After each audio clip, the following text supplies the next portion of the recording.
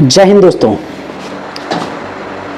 अगर आपको सफल राजनीतिक के बारे में कुछ जानकारी रखना हो, अगर आप सफल राजनीतिक के बारे में दिलचस्पी रखते हैं तो आपको अपने महापुरुषों के बारे में जानना बहुत जरूरी है।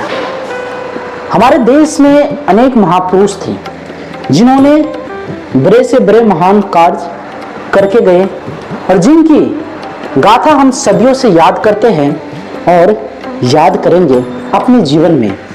लेकिन दोस्तों, आज के राजनीतिक में जैसे लोग हैं, जिस लोग को हम अपने देश की सत्ता, अपने देश की कमान संभालने के लिए दी है, उसकी राजनीतिक आप बेखूबी से जानते हैं।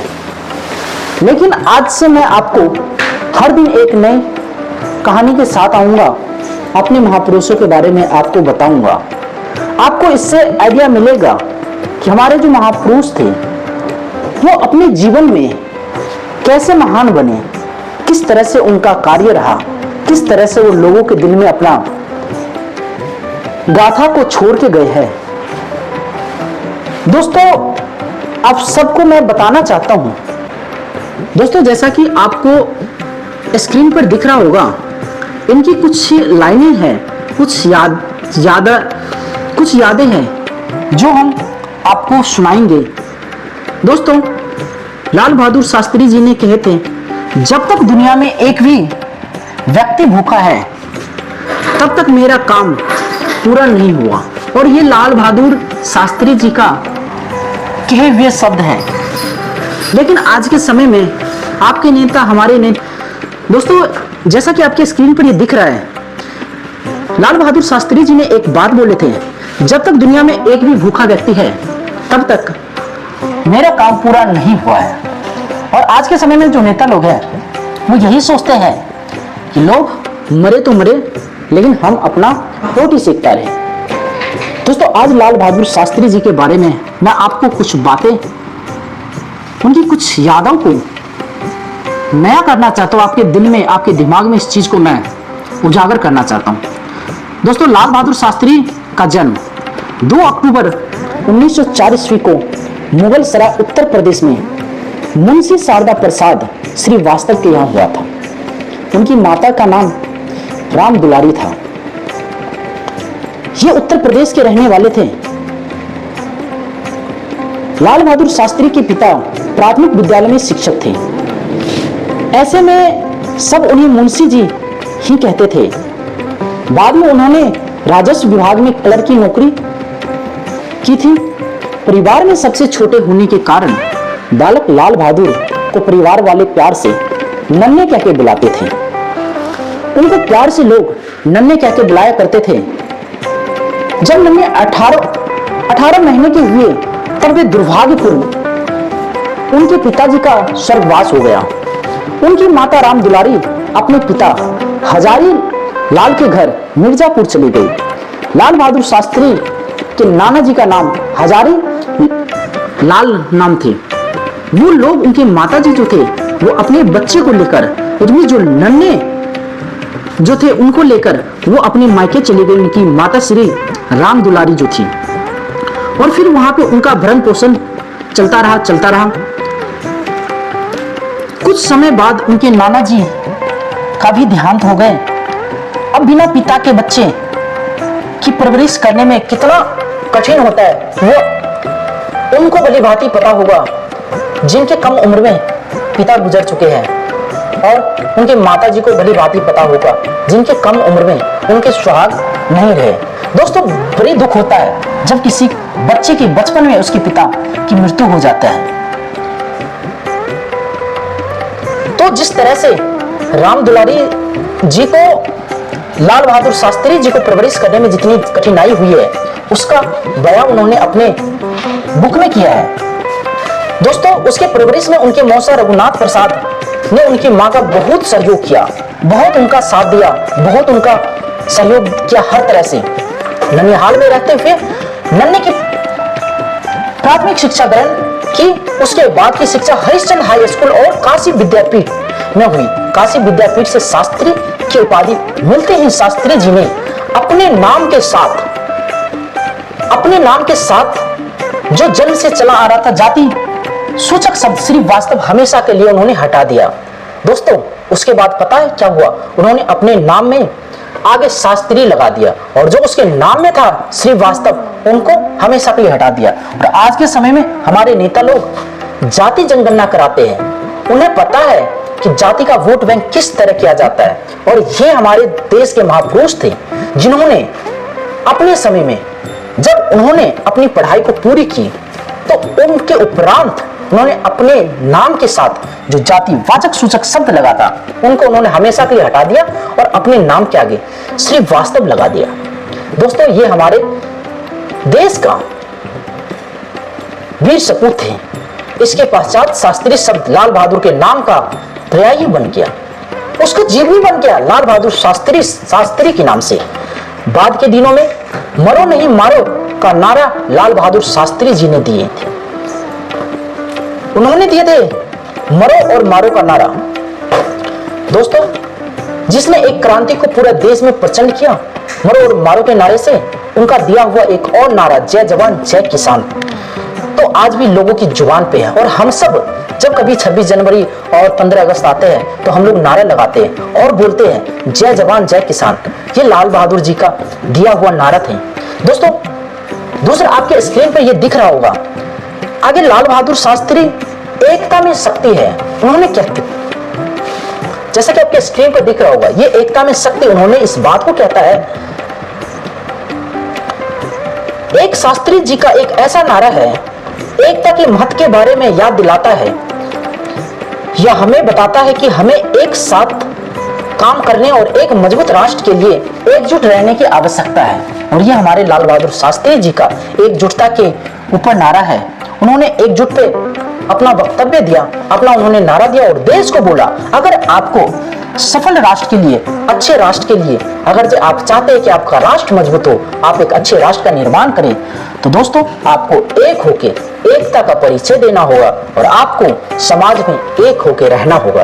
ये हमारे लाल बहादुर शास्त्री जी का दिया हुआ बयान थे। दोस्तों भारत में ब्रिटिश सरकार के खिलाफ महात्मा गांधी द्वारा चलाए गए असहयोग आंदोलन के एक कार्यकर्ता लाल बहादुर थोड़े समय 1921 ईस्वी के लिए जेल गए थे। लाल बहादुर शास्त्री जब ब्रिटिश सरकार के खिलाफ महात्मा गांधी जी को साथ दिए थे तब 1921 ईस्वी में वो कुछ टाइम के लिए वो जेल चले गए थे। रिहा होने पर उन्होंने एक राष्ट्रवादी विद्यालय काशी विद्यापीठ, वर्तमान में जो महात्मा गांधी काशी विद्यापीठ है, उसमें से अध्ययन किया और स्नातक पूर्व शास्त्री मतलब शास्त्रों में विद्वान की उपाधि प्राप्त किया। संस्कृति भाषा में स्नातक स्तर तक की शिक्षा प्राप्त करने के बाद वो भारत सेवक संघ से जुड़ गए और देश सेवा का व्रत लेते हुए यहीं से उन्होंने अपनी राजनीतिक जीवन का शुरुआत किया था। और उन्होंने अपने राजनीतिक जीवन में ऐसे सफल काम किए जिसके लिए आज वो प्रेरणा स्रोत हैं। दोस्तों शास्त्री जी अच्छे गांधीवादी थे, अच्छे विचारधारा के व्यक्ति थे जिन्होंने अपना सारा जीवन सादगी से बिताया और उसे गरीबों की सेवा में लगाया। भारतीय स्वाधीनता संग्राम के सभी महत्वपूर्ण कार्यक्रमों व आंदोलन में उनकी सक्रिय भागीदारी रही और उनके परिणाम स्वरूप उन्हें कई बार जेलों में भी रहना पड़ा। स्वाधीनता संग्राम के उन आंदोलन में उनकी महत्वपूर्ण भूमिका रही। उनमें 1921 का असहयोग आंदोलन हो या 1930 ईस्वी का दांडी मार्च हो या 1942 का भारत छोड़ो आंदोलन का उल्लेखनीय है। ये हमारे लाल बहादुर शास्त्री जी का जीवनी है और उनका कुछ राष्ट्र हित में किए गए काम है। शास्त्री जी के राजनीतिक दीर्घ सफर में पुरुषोत्तम दास टंडन और पंडित गोविंद बल्लभ पंत के अतिरिक्त जवाहरलाल नेहरू भी शामिल थे, जो उनके आंदोलन में सबसे पहले 1929 में इलाहाबाद आने के बाद उन्होंने टंडन जी के साथ भारत सेवक संघ की इलाहाबाद इकाई के सचिव के रूप में काम करना उन्होंने शुरू किया। ये हमारे लाल बहादुर शास्त्री जी के जीवनी है। और दोस्तों लाल बहादुर शास्त्री जी ने एक और बात कहा जो आपके स्क्रीन पर चल रहा है, जो आपके स्क्रीन पर दिख रहा होगा, हमें शांति के लिए उतने ही मजबूती से लड़ना चाहिए जितना हम युद्ध में लड़ते हैं। दोस्तों, हम शांति के लिए उतना ही मजबूती के साथ हमको और आपको लड़ने की जरूरत है जितना हम युद्ध में लड़ते हैं। उतना अगर आप चाहते हैं आपके देश में, आपके राज्य में अमन चैन और शांति की भाईचारा बने, तो आपको उसी हिसाब से लड़ना हो जितना आप आजादी के लिए लड़े थे। ये हमारे लाल बहादुर शास्त्री जी के कुछ प्रमुख लाइन थे। इलाहाबाद में रहते हुए ही नेहरू जी के साथ उनकी निकटतम बढ़ी। जब इलाहाबाद में शास्त्री जी रह रहे थे तब उनकी नजदीकी नेहरू जी के साथ ही। इनके बाद तो शास्त्री जी का कद निरंतर बढ़ता गया। जब नेहरू जी के संपर्क में आए तब जो लाल बहादुर शास्त्री जी का कद था वो बढ़ता गया और एक दिन बाद सफलता की सीढ़ियां चढ़ते गए। हर एक दिन वो सफलता की सीढ़ियां चढ़ते जा रहे थे। नेहरू जी के मंत्रिमंडल में गृह मंत्री के प्रमुख पद तक जा पहुंचे थे। जब नेहरू जी के मंत्रिमंडल में जो हमारे लाल बहादुर शास्त्री जी थे वो गृह मंत्री के पद पे पहुंच गए थे और वो गृह मंत्री के पद भी संभाल चुके थे। 1961 में गृह मंत्री के प्रभावशाली पद पर नियुक्त के बाद उन्हें एक कुशल मध्यस्थ के रूप में प्रतिष्ठा मिली। 3 साल बाद जवाहरलाल नेहरू के बीमार पड़ने पर उन्हें बिना किसी विभाग का मंत्री नियुक्त किया गया और नेहरू जी की जब मृत्यु के बाद जून 1964 में वो भारत के प्रधानमंत्री बने। हमारे लाल बहादुर शास्त्री जी उन्होंने अपने प्रथम संवाददाता सम्मेलन में कहा था कि उनकी पहली प्राथमिकता खाद्यान्न मूल्य को बढ़ाने से रोकना है। जो खाद की समस्या हो, फसल पे जो मूल्य बढ़ रहा है उसको रोकना उसका प्राथमिकता है और वे ऐसा करने में सफल भी रहे। दोस्तों, लाल बहादुर शास्त्री हमेशा किसानों के हित में बड़े से बड़े फैसला लिए। उनका एक सपना था कि किसानों के लिए वो जितना कर सकते, क्योंकि वो हमेशा सादगी में जीने वाले लोग थे, हमेशा वो सिंपल जिंदगी जीने वाले लोग थे। उनके क्रियाकलाप सिद्धांतों न होकर पूरी तरह से व्यवहारिक और जनता की आवश्यकताओं के अनुरूप थे।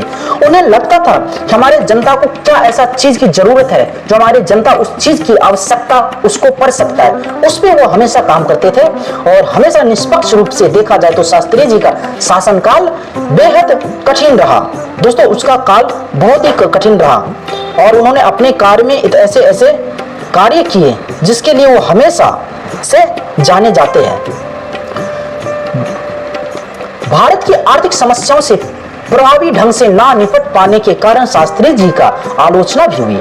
जब कभी भी कोई आर्थिक समस्या हो जाता था तो उससे नहीं निपटा जाता था, तब जाके शास्त्री जी का विरोध भी होता था। लेकिन दोस्तों, विरोध जैसे अभी हमारे प्रधानमंत्री जी का होता है उसी तरह शास्त्री जी का भी विरोध होता था, कभी कभी हो जाता था। लेकिन जम्मू कश्मीर के विवादित प्रांत पर पड़ोसी पाकिस्तान के साथ 1965 ईस्वी में युद्ध में उनके द्वारा दिखाई गई दृढ़ता की इसके लिए उनकी बहुत प्रशंसा हुई। जब उन्होंने ऐसा काम किया, जब कश्मीर के साथ जो लड़ाई हुई थी पाकिस्तान के साथ, उन्होंने ऐसा काम किया जिसकी उनकी पूरे देश में तारीफ हुई थी। जैसे हमारे मोदी साहब जब सर्जिकल अटैक करते हैं, जब पाकिस्तान को बोलते हैं कि घर में घुस के मारेंगे, तब उनकी जय जयकार होती है और पूरे लोग कितना खुश होते हैं कि हमारे मोदी जी ने पाकिस्तान को करारा जवाब दिया। और अभी तक पाकिस्तान की उतनी हिम्मत नहीं है कि अभी हमारे देश पे एक उंगली भी उठा के देख सकता है। ये हमारी मोदी जी की ताकत है। दोस्तों, ताशकंद में पाकिस्तान के राष्ट्रपति अयूब खान के साथ युद्ध न करने की ताशकंद घोषणा के समझौते पर हस्ताक्षर करने के बाद हमारे लाल बहादुर शास्त्री जी को की मृत्यु हो गई। उनके मरणोपरांत वर्ष 1966 में भारत रत्न से लाल बहादुर शास्त्री जी को सम्मानित किया गया था, उन्हें सम्मान दिया गया था। दोस्तों, शास्त्री जी को उनकी सादगी, देशभक्ति और ईमानदारी के लिए आज भी पूरा देश श्रद्धापूर्वक याद करता है। ये हमारे देश के महान स्वतंत्रता सेनानी में से एक है लाल बहादुर शास्त्री और हमारे देश के पूर्व प्रधानमंत्री, जिसको मैं सत्य सत्य नमन करता हूं। और हमारे देश में ऐसे ऐसे वीर सपूतों की गाथाएं को हमें याद रखने की जरूरत है। और आप सबको मैं यही कहूंगा, अगर आप सफल राजनीति की शुरुआत करना चाहते हैं तो फर्स्ट ऑफ ऑल सबसे पहले आपको अपने देश के जो महान हस्ती है, जो महान क्रांतिकारी वीर सपूत है, जो हमारे देश के स्वतंत्रता सेनानी थे, जो हमारे देश के महान पुरुष है, उनके बारे में, उनकी गाथाओं को आपको पढ़ने की, सुनने की और समझने की जरूरत है। मैं उन तमाम लोगों से गुजारिश करूंगा कि आप आने वाली पीढ़ी के लिए आप अपने स्वतंत्रता सेनानी महापुरुष की जीवनियां को जरूर पढ़े। बहुत कुछ आपको सीखने को मिलेगा, किस तरह से हमारे लाल बहादुर शास्त्री जी जातिवाद के खिलाफ है। लेकिन अभी के नेता लोग जो है, जो हम देखते हैं, हम यही समझते हैं कि ये हमारे नेता, हम इनको सपोर्ट करते हैं, तो वो कुछ गलत करता है तो हम बोल नहीं पाते, उनका नेता कुछ गलत करते हैं तो कोई बोल नहीं पाते। लेकिन मैं आज कहूंगा, अगर जो आपका नेता, हमारा नेता अगर जो गलत करता है तो हमारा दायित्व बनता है कि हम उसको रोकें। दोस्तों, लाल बहादुर शास्त्री जी ने एक और बात कही थी, लाल बहादुर शास्त्री जी ने एक और बात कही थी कि अगर सफल राजनीति की शुरुआत करना है तो आपको अपने देश के बारे में जानना बहुत जरूरी है। उन्होंने ये बात भी कही थी कि अगर जब तक दुनिया में एक भी भूखा व्यक्ति है तब तक मेरा काम पूरा नहीं हुआ। और ये लाल बहादुर शास्त्री जी का गाथा था। दोस्तों, आप सबको कैसा लगा कमेंट बॉक्स में जरूर बताइएगा और हो सके तो इस वीडियो को ज्यादा से ज्यादा शेयर करिए। जय हिंद।